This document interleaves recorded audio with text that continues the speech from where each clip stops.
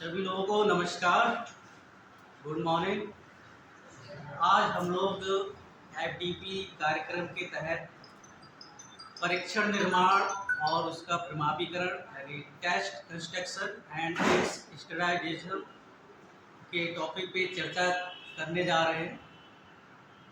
परीक्षण एक बहुत ही महत्वपूर्ण चीज़ होती है जो हमें शिक्षण करते समय बहुत आवश्यकता पड़ती है उसकी।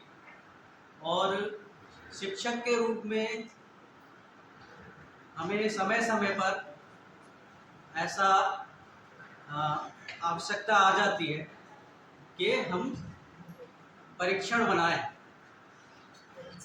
खास तौर से शिक्षकों के साथ साथ शोधार्थियों को भी आवश्यकता होती है कि उन्हें अपने शोध से संबंधित कुछ परीक्षणों का निर्माण करना पड़ता है। तो शिक्षक के रूप में और साथ ही साथ शोधार्थी के रूप में और छात्रों को अपना अनुभव प्राप्त करने के लिए परीक्षण को निर्माण करना आना चाहिए और किस प्रकार से परीक्षण को प्रमाणीकृत किया जा सके ये भी उन्हें आना चाहिए। इस दृष्टिकोण से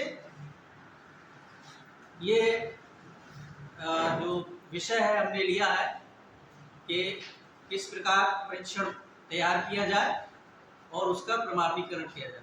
वैसे तो शिक्षक को अचानक ही कभी कभी परीक्षण बनाने पड़ जाते हैं और ऐसा देखा जाता है कि उसको जब भी आवश्यकता होती है तो तुरंत परीक्षण बनाता है या कह सकते हैं कि प्रश्न पत्र बनाता है। उस दशा में वह कुछ विषय वस्तु लेके और उससे संबंधित कुछ प्रश्नों का निर्माण कर लेता है और उससे अपनी जो भी मूल्यांकन उसे करना होता है उससे कर लेता है। लेकिन ऐसे प्रश्न पत्रों को या ऐसे परीक्षणों को हम बहुत ज़्यादा विश्वसनीय नहीं मानते, क्योंकि ऐसे परीक्षणों से प्राप्त जो परिणाम होते हैं उनको हम सार्वजनिक रूप से स्वीकार नहीं कर पाते। तो इसलिए जब भी हमें आवश्यकता हो तो हम परीक्षण निर्माण की जो पूरी प्रक्रिया है उसको अपनाते हुए सभी चरणों सभी स्टेप्स का उपयोग करते हुए अगर हम परीक्षण का निर्माण करते हैं तो हमारा ऐसा परीक्षण का विश्वसनीय परीक्षण होता है और उससे प्राप्त परिणामों को स्वीकार भी किया जाता है। तो इस आवश्यकता को ध्यान में रखते हुए कि परीक्षण निर्माण किस प्रकार से हो, उसका प्रमाणीकरण किस प्रकार से हो, ये ध्यान में रखते हुए हम आज जानेंगे कि परीक्षण निर्माण किस प्रकार से होता है। परीक्षण निर्माण में कुल 4 चीज़ों पे हम फोकस करते हैं या कह सकते हैं इसके 4 स्टेप्स होते हैं। पहला, परीक्षण निर्माण की योजना बनाना, प्लानिंग ऑफ टेस्ट। दूसरा, प्रश्नों की रचना करना यानी कंस्ट्रक्शन ऑफ टेस्ट आइटम। प्रश्नों का चयन करना, सिलेक्टिंग द आइटम्स। प्रश्नों का मूल्यांकन करना, एवल्यूएटिंग द आइटम्स। और निर्देशिका तैयार करना, प्रिपेयरिंग मैनुअल। ये 5 चरण हो जाते हैं इसमें। इन चरणों को हम क्रमबद्ध तरीके से अपनाते हुए परीक्षण निर्माण करते हैं। पहला चरण जो है वो परीक्षण की योजना बनाना है। परीक्षण की योजना बनाना या प्लानिंग ऑफ द टेस्ट, इस स्टेप पर हम परीक्षण निर्माण से जुड़े हुए जितने भी बिंदु हो सकते हैं या जितने भी तथ्य हो सकते हैं उनसे संबंधित हम निर्णय लेते हैं, डिसीजन लेते हैं। तो एक प्रकार से कह सकते हैं जो हमारा पहला स्टेप है उस स्टेप में हम निर्णय की प्रक्रिया करते हैं और ये निर्णय प्रक्रिया जुड़ी हुई होती है। सबसे पहले हम जो भी परीक्षण तैयार कर रहे हैं उस परीक्षण की विषय वस्तु क्या होगी इसका हमें निर्णय लेना होता है। विषय वस्तु कितनी होगी, उसकी सीमा क्या होगी, इन सभी चीज़ों को हम ध्यान में रखते हुए विषय वस्तु का निर्धारण करते हैं। और विषय वस्तु निर्धारण करने के पश्चात हम परीक्षण के उद्देश्यों का निर्धारण करते हैं। हम जो भी परीक्षण बना रहे हैं, जो टेस्ट बना रहे हैं, उसको बनाने का हमारा उद्देश्य क्या है, यानी हम उस परीक्षण से किस प्रकार के परिणाम चाहते हैं, हमें किन किन तथ्यों का या किन किन गुणों का मूल्यांकन करना है, कैसे हमें परिणाम चाहिए, इन सारी चीज़ों को ध्यान में रखते हुए ही हम परीक्षण के उद्देश्यों का निर्धारण करते हैं। तो ये बड़ा महत्वपूर्ण बिंदु होता है कि परीक्षण के उद्देश्यों का निर्धारण करना। परीक्षण के उद्देश्यों के आधार पर हमारा पूरा परीक्षण आगे बढ़ेगा और उसकी जो भी विशेषताएं होंगी या कह सकते हो अच्छे परिणामों की जो विशेषताएं होंगी वो उस पर निर्भर करेंगी। जब हम परीक्षण के उद्देश्यों का निर्धारण कर लेते हैं तो उसके बाद हम ये तय करते हैं, इस बात का हम निर्णय लेते हैं कि हमारे परीक्षण में जो पद होंगे या जो प्रश्न होंगे वो किस प्रकार के होंगे। हम लोग जानते हैं कि एक परीक्षण में कई प्रकार के प्रश्न सम्मिलित किए जा सकते हैं या कई प्रकार के प्रश्नों का चयन किया जा सकता है। यहाँ पर मैंने प्रश्नों के प्रकार का कोई विवरण नहीं दिया, लेकिन हम जानते हैं कि हमारे पास कई प्रकार के प्रश्न होते हैं। मौखिक प्रश्न होते हैं, लिखित प्रश्न होते हैं, प्रयोगात्मक प्रश्न होते हैं। अगर हम लिखित प्रश्नों की बात करें तो हमारे पास बहुविकल्पीय प्रश्न होते हैं और निबंधात्मक प्रश्न भी होते हैं। निबंधात्मक प्रश्नों में भी अगर हम बात करें तो हमारे पास लघु उत्तरीय और दीर्घ उत्तरीय प्रश्न होते हैं। ऐसे ही बहुविकल्पीय प्रश्नों में हम मिलान प्रश्न, सत्य प्रश्न और प्रत्यय प्रश्न, चॉइस आइटम भी रख सकते हैं। बहुविकल्पीय प्रश्न भी रख सकते हैं, मल्टीपल चॉइस प्रश्न भी रख सकते हैं। तो इस प्रकार से हमारे पास प्रश्नों की बहुत विविधता होती है।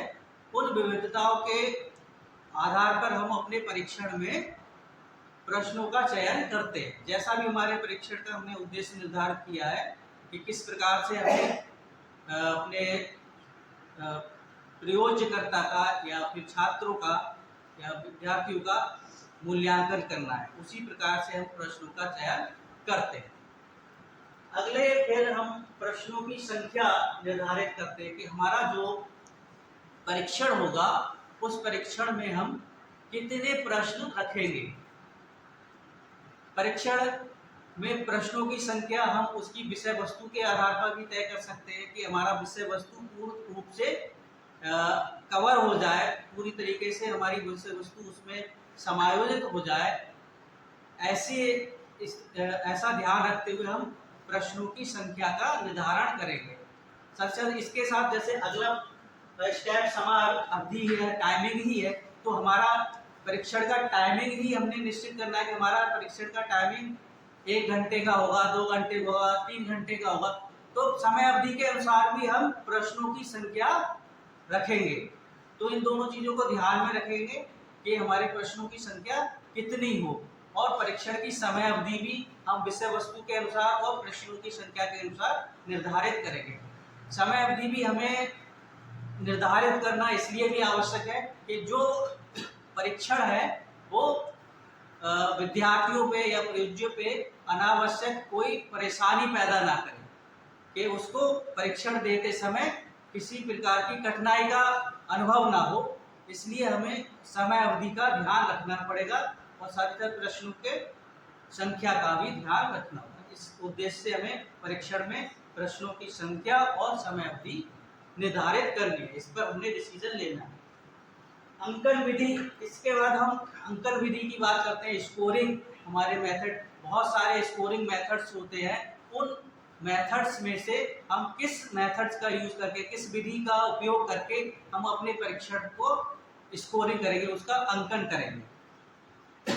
हम परीक्षण केवल इस आधार पर भी अंकन कर सकते हैं कि परीक्षण प्रश्न को हमने सही उत्तर को 1 अंक दे दिया या गलत उत्तर को कोई अंक नहीं दिया, इस आधार पे हम उसका अंकन कर लें, या हम उसके लिए पूरी एक स्कोर शीट बनाएं, या जैसे कहते हैं स्कोर की बनाएं, आंसर की भी उसको उत्तर कुंजी भी कहते हैं, वो बनाएं, उसके आधार पर हम अंकन करें, स्कोरिंग करें, या फिर हम संगणक का उपयोग करके यानी कंप्यूटर का उपयोग करके भी हम उसका अंकन कर सकते हैं। तो इनमें से हमें अपनी सुविधा अनुसार और अपने परीक्षण के उद्देश्य के अनुसार हमें अपनी अंकन विधि का चयन करना है। तो हम यहाँ पर इस चरण के अंतर्गत स्कोरिंग मेथड का भी चयन करते हैं।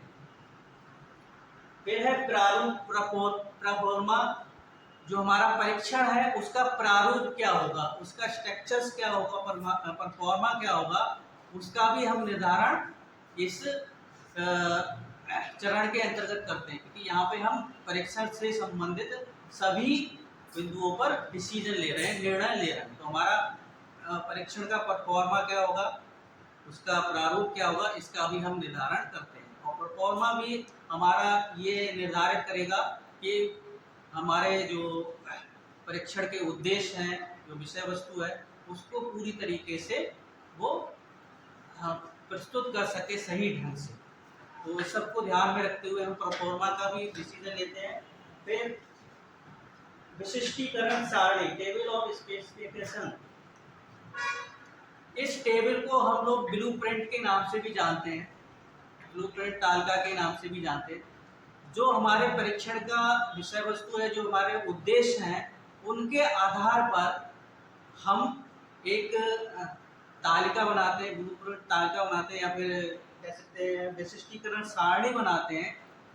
उस सारणी में हमारे प्रश्न किस प्रकार के होंगे उसका भी पूर्ण उल्लेख किया जाता है, और जो विषय वस्तु है उस विषय वस्तु के आधार पर जो विषय वस्तु है वो विषय वस्तु पूरी तरीके से परीक्षण में डिवाइड हो जाए और उस कोई भी प्रकरण छूटे ना, इसको ध्यान में रखते हुए सभी प्रकरणों पे बराबर भार डालते हुए उससे हम प्रश्नों का चयन करेंगे, ऐसा हम उस विशिष्टीकरण तालिका में शो करते हैं। तो ये बहुत ही महत्वपूर्ण होता है परीक्षण निर्माण के दृष्टिकोण से और परीक्षण निर्माण की प्रक्रिया में, कि हम परीक्षण निर्माण करते समय सबसे पहले विशिष्टीकरण तालिका का निर्माण करें। यहाँ पर मैंने विशिष्टीकरण तालिका को शो नहीं किया है, वो उसको अलग से हम कर सकते हैं उस पर चर्चा, क्योंकि वो बहुत विस्तृत पॉइंट है।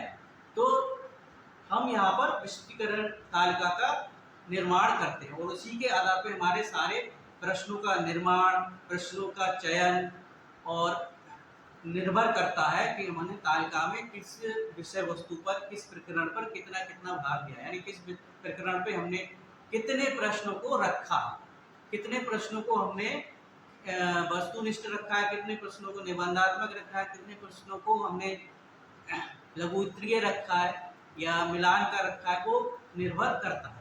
तो ये विशिष्टीकरण सारणी हम तैयार करते हैं। अंत में हम परीक्षण का प्रशासन किस प्रकार करेंगे, यानी एडमिनिस्ट्रेशन ऑफ टेस्ट हमारा किस प्रकार से होगा, हम इस बात का निर्णय भी इस चरण के अंतर्गत लेते हैं। क्योंकि परीक्षण निर्माण करने के बाद उसको हम अगर प्रशासित नहीं करेंगे तो हमें हमारा जो परिणाम है वो प्राप्त होगा नहीं, जो हमने जिस उद्देश्य से हमने परीक्षण का निर्माण किया है वो हमें प्राप्त नहीं होगा। तो इसलिए हम परीक्षण का प्रशासन करेंगे, और प्रशासन करने के लिए, एडमिनिस्ट्रेशन करने के लिए हमने ये निर्धारित करना होगा, ये पहले से निश्चित करना होगा कि एडमिनिस्ट्रेशन करते समय, प्रशासन करते समय क्या परिस्थितियाँ होंगी, क्लासरूम की क्या परिस्थितियाँ होंगी, कक्षा वातावरण की क्या परिस्थितियाँ होंगी। उन सब चीज़ों को हम ध्यान में रखते हुए कुछ निर्देश तैयार करेंगे कि इस प्रकार से हम अपने परीक्षण का प्रशासन करेंगे, ताकि प्रशासन के समय आने वाली, अचानक से आने वाली या कुछ बाधाएं हैं, उन बाधाओं को पहले से ही हम दूर कर लें, तो किसी भी प्रकार से हमें के बाधाओं का सामना ना करना पड़े, हमारा प्रशासन अच्छे ढंग से हो जाए। इसलिए हम पहले से ही ये निश्चय कर लेंगे कि हमें प्रशासन किस प्रकार से करना है। इसके बाद हमारा जो अगला स्टेप आता है परीक्षण निर्माण के अंतर्गत, जब हमने ये निश्चित कर लिया कि हमारा परीक्षण की विषय वस्तु क्या होगी, उसके उद्देश्य क्या होंगे, प्रश्नों के प्रकार क्या होंगे, प्रश्नों की संख्या क्या होगी, या ब्लूप्रिंट हमने जो तैयार कर लिया, जी सारा हमने कार्य कर लिया। इसके बाद अगला स्टेप आता है कि हम प्रश्नों की रचना करें। प्रश्नों की रचना करना यानी प्रिपेयरिंग द आइटम्स। तो हमें अपने परीक्षण से संबंधित जो विषय वस्तु है, जो उद्देश्य है, या कहीं हमने जो सारणी तैयार की है, विशिष्टीकरण सारणी तैयार की है, उस सारणी के आधार पर अब हमें प्रश्नों की रचना करनी है। प्रश्नों की रचना करते समय हमें कुछ विशेष बातों का ध्यान रखना चाहिए, और वो बातें होती है कि प्रश्नों के प्रकार, यानी हमने प्रकार किस प्रकार के प्रश्नों का हमने प्रकार रखा है, हमने परीक्षण में जो हमने प्रकार चयन किया है, उसी के आधार पर उसी तरह से हमें प्रश्नों की रचना करनी है। और उसके बाद हम प्रश्नों की भाषा पर ध्यान देंगे। जो हम प्रश्न बना रहे हैं, उन प्रश्नों की भाषा इस प्रकार की हो कि जो हमारे प्रयोज्य हैं, जो हमारे विद्यार्थी हैं, या जिन पर हम परीक्षण का प्रशासन करेंगे, उनके लिए भाषा की किसी प्रकार से कोई कठिनाई ना हो। यानी जो प्रश्न हमने बनाए वो भाषा के रूप में ऐसे हो कि उन्हें आसानी से समझ में आए कि प्रश्नों से क्या पूछा जा रहा है। ऐसी भाषा का चयन ना करें या चयन ना किया जाए जिससे हमारा प्रश्न छात्र की समझ में ना आए। तो यहाँ पर हमें भाषा का ध्यान रखना है। प्रश्नों का निर्माण करते समय, प्रश्नों की रचना करते समय हमें भाषा का निर्माण कर ध्यान रखना है। साथ ही साथ हमें अपेक्षित उत्तर यानी एक्सपेक्टेड उत्तर या रिस्पॉन्स का ध्यान रखना है कि जो हम प्रश्न बना रहे हैं उस प्रश्न का उत्तर भी क्या होगा। ऐसा नहीं है हमने खाली प्रश्न बना दिया और प्रश्न का उत्तर क्या होगा हमने इस बात का ध्यान ही नहीं रखा। अब उस दशा में जो हमें उत्तर प्राप्त होंगे, हम उन उत्तरों से सही प्रकार से अंकन नहीं कर पाएंगे।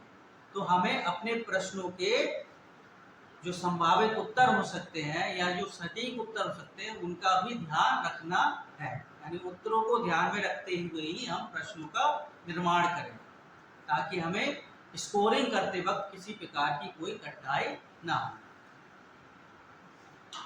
प्रश्नों की रचना करते समय कठिनाई स्तर यानी डिफिकल्टी लेवल या डिफिकल्टी वैल्यू से हम कहते हैं, उसका हमें ध्यान रखना है कि जो प्रश्न हम बना रहे हैं वो हमारे छात्रों के, हमारे विद्यार्थियों के कठिनाई के अनुसार, कठिनाई स्तर के अनुसार हो, या कह सकते हैं जो हमने विषय वस्तु का चयन किया उस विषय वस्तु के ही अकॉर्डिंग। ऐसा ना हो, कभी कभी हम सुनते हैं कि कोई परीक्षण के बारे में कि वो परीक्षण आउट ऑफ सिलेबस आ गया। तो ऐसी बातें या ऐसी चीज़ों से हम बचने के लिए जो हमने विषय वस्तु रखी है उस वस्तु के अनुसार ही प्रश्नों का कठिनाई स्तर भी रखें ताकि छात्रों को किसी भी प्रकार की कठिनाई ना हो कि उसे प्रश्न समझने में कठिनाई आ रही है या फिर किसी और प्रकार की कठिनाई आ रही है। साथ ही साथ कठिनाई स्तर से संबंध हमारा यहाँ पे ये भी हो जाता है कि जो प्रश्न है वो प्रश्न कठिनाई स्तर के अनुसार ऐसे होने चाहिए कि वो अच्छे बुरे छात्रों में भी डिफरेंस कर पाए, या कमजोर छात्र या है उनमें अंतर कर पाए। ये भी हमें ध्यान रखना है कि हमारे जो प्रश्न है उनमें कठिनाई स्तर इस प्रकार से हो कि वो छात्रों में विभेदन कर सके एक प्रकार से। कोई अगला स्टेप वही है विभेदन क्षमता, डिस्क्रिमिनेशन पावर जिसे हम कहते हैं। परीक्षण में विभेदन क्षमता भी होनी चाहिए, ताकि परीक्षण के जो प्रश्न हैं वो अच्छे छात्र या अच्छे कहते कमजोर छात्र और जो छात्र सही उत्तर दे सकते हैं उन छात्रों में अंतर प्रस्तुत कर सकें। तो परीक्षण निर्माण के अंतर्गत प्रश्नों की रचना करते वक्त हमने इन बिंदुओं पर ध्यान रखना है। अगला चरण जो हमारा आता है परीक्षण निर्माण के अंतर्गत वो प्रश्नों का चयन करना। प्रश्नों के चयन करने के चरण में या स्टेप में हमने जो द्वितीय चरण में विशिष्टीकरण तालिका के सहायता से जितने भी प्रश्नों का निर्माण किया है, उन प्रश्नों के निर्माण करने के बाद उन प्रश्नों में से हमें अपने परीक्षण के लिए जो सही प्रश्न हमने बनाए या जो हमारे परीक्षण से संबंधित उचित प्रश्न हो सकते हैं, ऐसे प्रश्नों का हमें चयन करके परीक्षण में रखना होता है। इस प्रक्रिया के अंतर्गत या इस चरण के अंतर्गत हम जो प्रश्न हमने बनाए हैं उनको हम एक तरीके से उन प्रश्नों की जांच करते हैं। तो हम इस सोपान को या इस स्टेप को परीक्षण की जांच स्तर भी कहते हैं, ट्राई आउट भी कहते हैं। तो परीक्षण के प्रश्नों की हम जांच जब करते हैं तो जांच को हम दो भागों में बांट लेते हैं। पहला भाग हो जाता है प्रारंभिक जांच स्तर, जिसे प्री ट्राई आउट कहते हैं, और दूसरा हो जाता है वास्तविक जांच स्तर, यानी actual try out.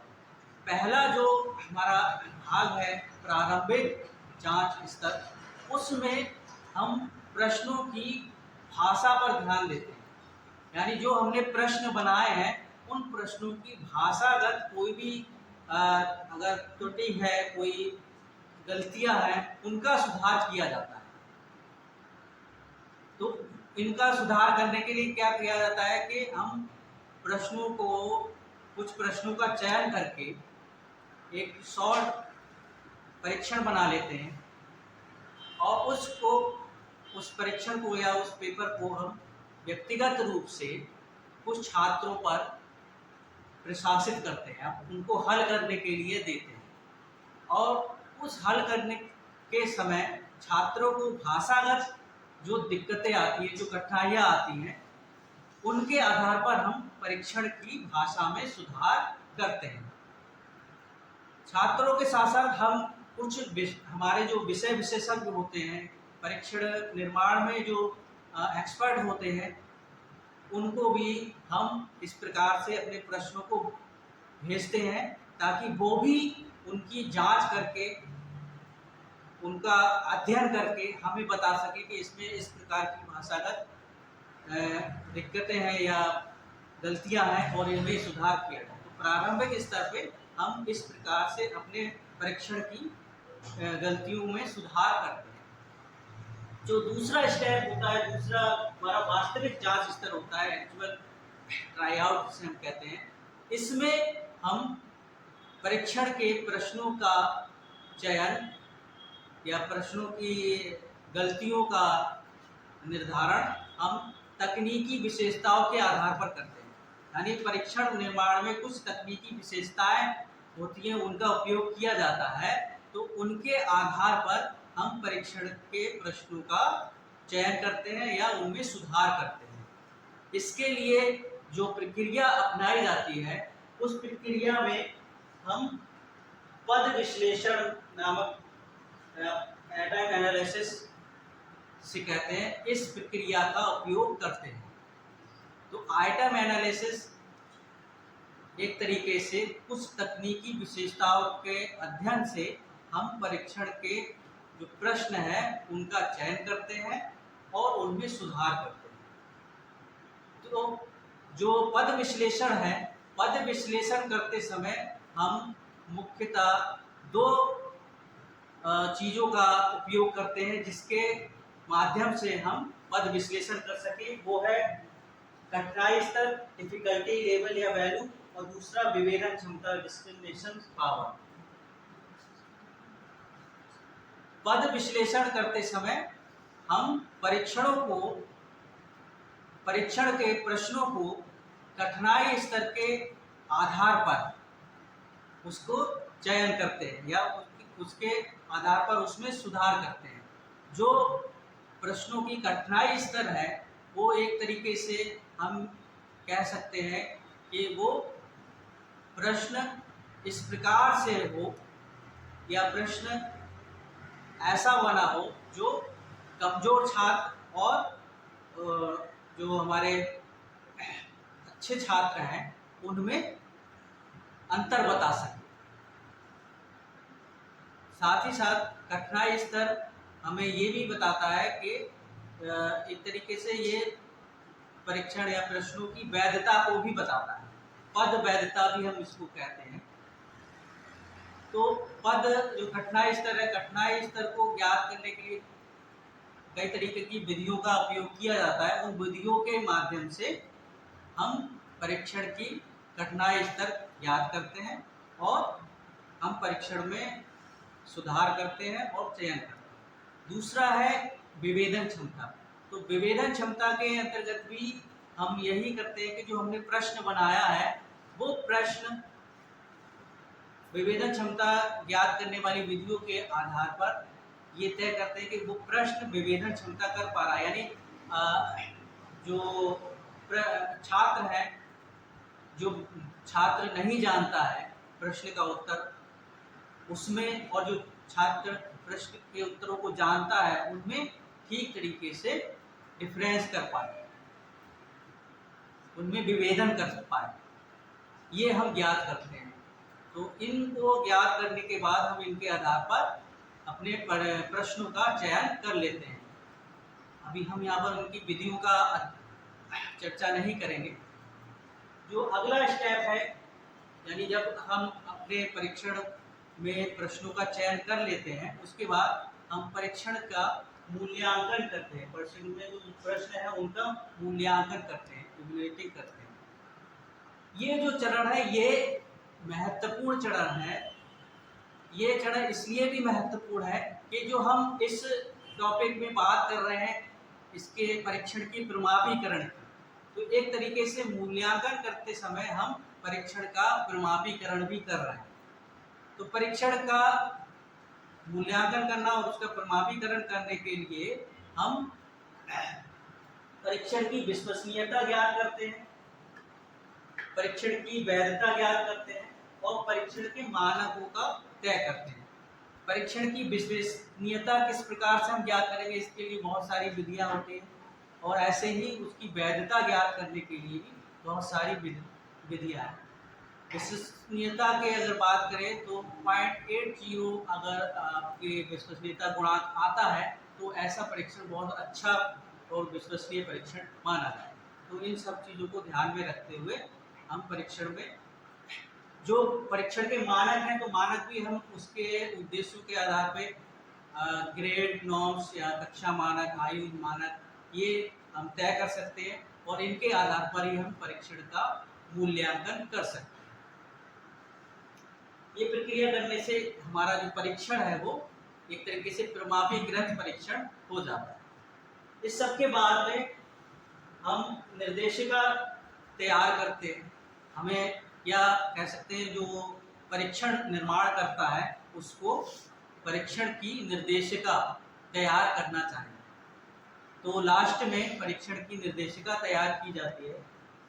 Preparing manual में हम जो हमारा परीक्षण है, परीक्षण के हमने जो विषय वस्तु रखी है या जो उद्देश्य रखे थे, प्रश्नों की संख्या रखी थी, प्रश्नों का प्रकार रखा था या जो हमने विश्वसनीयता और वैधता ज्ञात की थी, इन सारी चीज़ों का हम विस्तार से वर्णन करते हैं।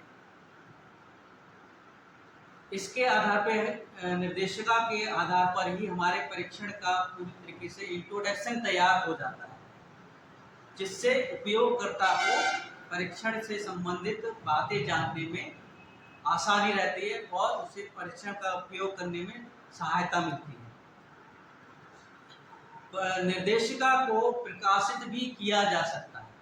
परीक्षण को और अधिक विस्तारित करने के लिए और उसका अधिक से अधिक लोग उपयोग कर सके, इस उद्देश्य से उसको विकासित भी किया जा सकता है।